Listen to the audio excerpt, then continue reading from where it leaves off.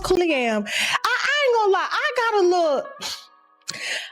little bothered when her cousin did an interview. Now, yeah, I allowed the interview because I'm messy. I'm a messy bitch like that. You feel me? I can't help who I am. But I did feel just a little bit sorry for Claressa when her cousin Shalita came on my platform and literally, I said, what are people saying that you dragging her down? What if, listen to this, everything you called loyalty was never truly loyalty at all? That question now hangs heavy over Claressa Shields' situation. And hold up, it's not a small one. According to Tasha K., this was never about messy rumors or idle gossip. This was about evidence gathered quietly over weeks, away from cameras, away from social media, and far from the noise that usually distorts the truth. The truth didn't hit all at once. It showed up in pieces, scattered clues that slowly started forming a pattern you couldn't ignore. The dates weren't lining up. Messages intended for one person seemed to be going out to several people at the same time. The same excuses kept resurfacing over and over, just copied and pasted into different inboxes. On the outside, Claressa Shields looked unbreakable. She posted confidence, she posted love, she posted certainty. She made it seem like nothing on earth could rattle her. But behind the screen, girl, according to Tasha K., cracks were quietly spreading through the foundation she trusted. People tried to warn her more than once, softly and with care. They didn't scream it online or chase headlines. They whispered, they nudged, they asked questions that didn't click at first. But when you're deep in love mode, when all your trust is locked in, red flags tend to fade into the background. You want loyalty to be real so badly that you start seeing it where it might not exist. The reality, based on what was uncovered, turned out to be far more layered and far more intentional than anyone expected. And no, Papoose wasn't just hiding a small secret here and there. It's Christmas with him. This very special Christmas with him. Yeah. Apparently, Claressa spent Christmas alone in the Louis Vuitton store, racking up about $30,000 in bills.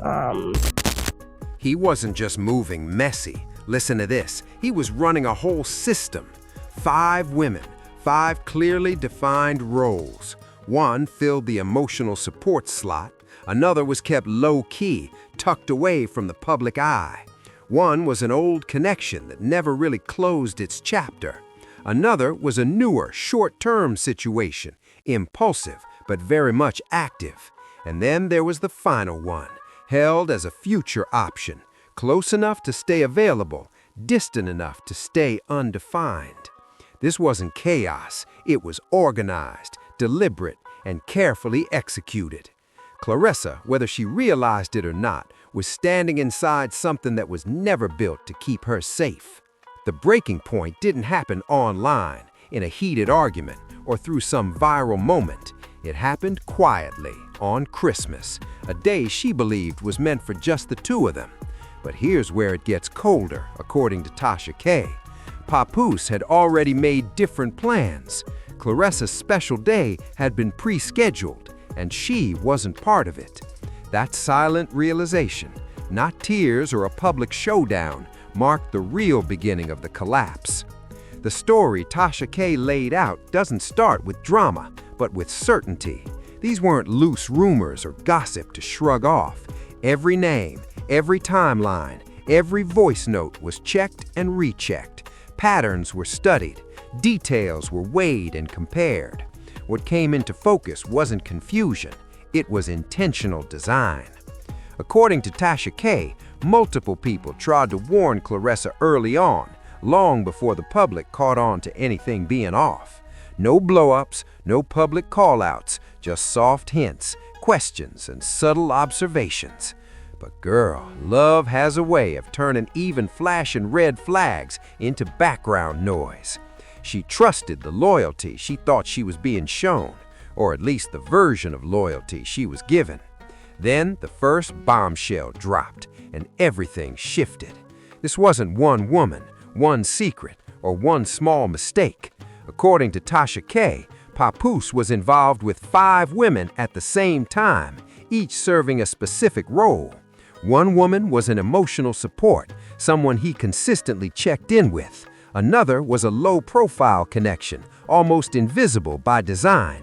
A third was a past relationship that never fully ended, familiar, comfortable, and easy to return to. A fourth was recent and short-term, a fresh emotional or physical link. And the final one sat in the future slot, close enough to stay available, distant enough to avoid definition. This wasn't poor planning, this was a system. The patterns spoke loudly. Travel dates didn't line up cleanly. Voice notes with the same tone and wording were sent to different women. Excuses about work, family, and scheduling kept repeating, just redirected to new inboxes. Nothing here was accidental. Everything pointed to structure, calculated decisions, and careful orchestration. For Claressa, the public image and private reality were out of sync. On the outside, she looked unbreakable. She posted confident captions, shared loving moments, and projected control. But privately, according to Tasha K., she had started noticing fragments, messages that didn't align, and stories that didn't fully connect. Not enough to confront him outright, not yet, but enough to spark doubt. Instead of facing it head-on, she searched for explanations, for context, for reasons that might make it all make sense. I felt sorry for her blowing a bag, $30,000, and then she had to take the bag to Papoose and acted as if Papoose gave her the bag. You give me nothing from Louis for real. I don't know why you did that, but you didn't have to. It's Christmas. You didn't have to give me. She started assigning alternate meanings. She convinced herself she was different, that her position in his life was solid, that loyalty still lived in her lane. That belief, listen to this, was the trap. Tasha K. described it as the moment trust began to erode, not loudly, not publicly, but quietly from the inside out. Love had shifted into defense mode. Claressa Shields began defending a version of loyalty that was actually being split across multiple lanes. She reframed inconsistencies, justified overlapping dates, and explained away recycled excuses. The very strength and confidence the public praised had been turned against her, not through force, but through assumption. She was strong, so she would endure. She was confident, so she would protect the image. She was visible, so she became the cover for the system. The real turning point, according to Tasha K., was Christmas. Claressa spent that day alone, shopping at a luxury store and dropping roughly $30,000. She moved as if it were a gift from Papoose, as if the gesture preserved the connection. But it wasn't just retail therapy. It was a signal, a behavioral clue exposing the gap between image and reality. Meanwhile, Papoose spent the holiday with his family, including Remy Ma and their daughter. That distinction mattered. What Claressa was told were family obligations was only partially true. The reality Tasha K. presented showed the system was still active. Other relationships were being prioritized over the one Claressa believed belonged to her. Divorce papers, or the absence of them, played a major role in the bigger picture. This was never really about the law, it was about leverage. As long as the divorce stayed unresolved, control stayed intact. Ambiguity preserved power. It delayed accountability and kept options open. Within this system, every move was timed, every silence intentional, every delay calculated. Claressa carried the emotional weight, defending a narrative she didn't fully own. The public, however, only saw confidence. No tears, no dramatic posts, no public showdowns. On the outside, she looked composed. On the inside, according to Tasha K., she was stuck between how she felt and what she had already defended publicly. Backing away from a story once defended loudly invites humiliation, and humiliation often postpones action. Strength admired by others becomes a quiet expectation. Endure silently, absorb the damage privately. In this situation, silence wasn't ignorance or confusion, it was a strategy. Public statements were minimal. Denials were brief or non-existent. There was no effort to correct timelines or respond to specific claims. When evidence is real, every word can be replayed, analyzed, and dissected. Silence pushes the narrative inward. It shifts the burden onto the person misled instead of the one who created the confusion. At this point, the issue is no longer about 5 women, timelines, or Christmas. The real question is choice. Claressa Shields faced a private reckoning: walk away and lose the narrative she once defended, or stay and carry knowledge she can't unlearn. Every path has consequences. Walking away costs pride and public acknowledgement of deception. Staying demands compartmentalization, silence, and emotional stamina. Neither option offers peace. Both require sacrifice. Tasha K. stressed this was never about turning Claressa into a villain. It was about exposing patterns, a system where emotional access is distributed across multiple women while one public image is preserved. Claressa's strength was never the problem. If anything, it's what allowed the system to operate. Visibility protected the structure.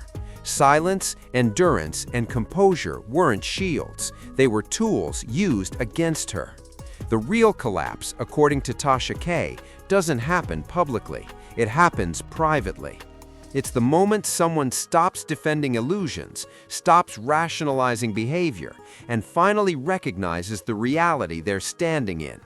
It's the internal realization that loyalty was never exclusive, that visibility doesn't equal priority, and that silence can be a weapon instead of protection. Once you understand the system, you can't unsee it. You can't pretend everything is normal. The collapse starts quietly in the mind, in the spaces between posts and public appearances. It's the reckoning, replaying every defense you made, every warning you ignored, every time you chose trust over instinct. The damage isn't just heartbreak, it's the weight of clarity, humiliation, and betrayal arriving too late. This is where choices become unavoidable. Walking away costs pride, staying costs self-respect. Either direction leaves a mark.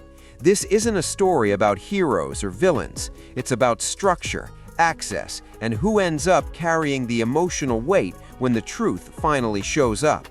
And listen to this, the most telling detail is that silence from one side isn't weakness, it's calculation.